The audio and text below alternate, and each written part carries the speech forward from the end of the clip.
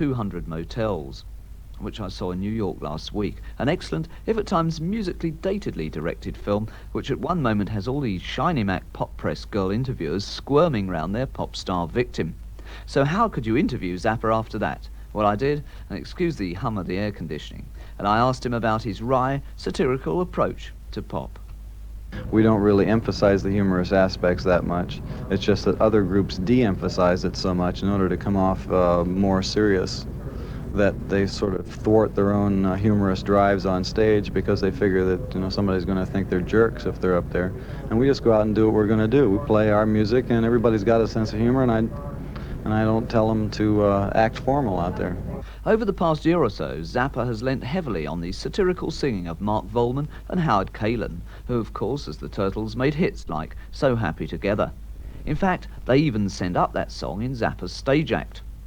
Well, the reason that that is done is because it's part of a true story. If you remember the activities that precede that song when it happened in the show, it's a story about a girl that will not have intercourse with one of the members of the group unless that member will sing his hit single. And it's a true story, and the song, and then that's the real song that was involved in the story. So it's all real. I was talking to John Mayall recently, who just sort of picked a band up in England 24 hours before he set out on the English tour. When you recruit or ready for a tour, or do you keep people under contract all the time? No, as a matter of fact, there's no contract for this group. There's no management contract. I pay all the management fees for the group, and there hasn't been one of those kind of contracts since the old group.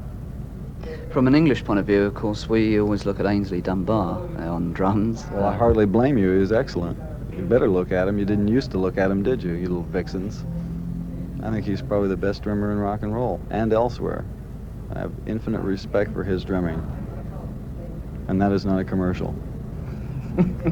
Looking back over your past albums, some of which we'd like to play, can you pick out music, or do you like to remember any things that you've done? Oh yeah, let's see. I'll give you a whole list of them that might be entertaining to listen to at this stage of the game. How about Who Are the Brain Police from Freak Out? I just thought that would be interesting to play these days, seeing as how they're all around.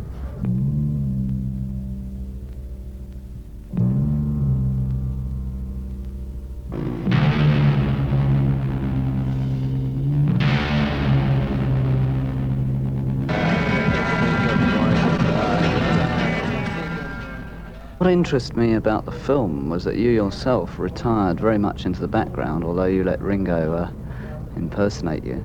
But do you see that musically when you're on stage? I've seen you often standing at the side of the stage and encouraging the group. Do you see yourself as a person releasing a sort of musical catalyst, releasing the good music out of other people rather than pushing yourself? Well, stage performance, what I do on stage, rather than I like to encourage things to happen, but standing off to the side, I try and put myself in a position where the band can see me for signals, because I am actually conducting those pieces as they occur. And those hand signals are not just my arms spastically flailing about. That actually does make things happen on stage. As some people have suggested that it might be some form of choreography, it's not. That actually does the job. And so if I have to worry about what everybody else is playing and keeping it coordinated, that doesn't give you much latitude to be a real pop star or anything out there. You got to sort of watch and see that everybody's doing it right, because the material is so complicated, you know. It's hard to remember. It's not easy to remember stuff when you're playing it, especially under pressure. You can black out right before a show, and there are some members of the group are more prone to doing that than others, and so they need special attention and encouragement, and also somebody to look at them out the corner of their eye when they make a mistake, so that they know that what they played was wrong, and so they don't do it again the next time. Returning almost to this sort of wry look that I always think you have about life, you once went to the London School of Economics, where they'd invited you, and you rather turned on them there about protesting at the time. What do you mean rather turned on them there about protesting at the time? The whole concept of those students at the London Economics that were out there doing their thing at that meeting they had invited me to was so absurd when I viewed it. I mean, here are a bunch of people supposedly striving towards a more individualistic type existence, and they were packaged as cartoon revolutionaries dressed up in fake Che Guevara clothes, down to the jacket and the beret and the works, you know. It was a cartoon, you know, and they're hitting on me. I'm sitting up there trying to talk to them about, because I'd showed them a film, and I assumed that they would like to talk about the film that they'd just been showed, and the only response I was getting was from some girl in the back of the room who was asking me why I didn't send the money to Biafra instead of making a movie, you know. So I wasn't too thrilled about lecturing to the higher institutions of higher learning in England, and I have since stopped doing the same thing in the United States. I get a lot of requests to go out and do lecture tours, and I've turned them all down because it's so depressing. What do you do next? Do you make another film? I will make another film as soon as we work out the financial arrangements for such a project, because the next film is unfortunately much more expensive than this film. So it's a little bit more tedious to prepare the paperwork on something like that. Still, let's have another Zappa choice from that long list, and note how, like Mail, Zappa can give an instant roll call of his musicians.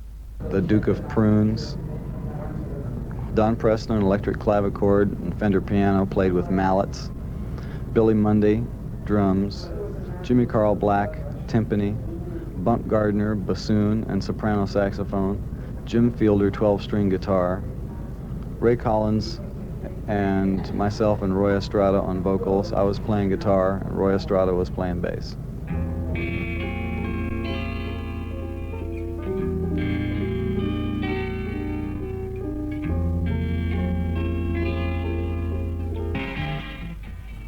Well, thanks very much, Michael Wale, for that illustrated interview with Frank Zappa. And Frank Zappa will be in London in November for the British premiere of 200 Motels, so we may be hearing from him once again at that time.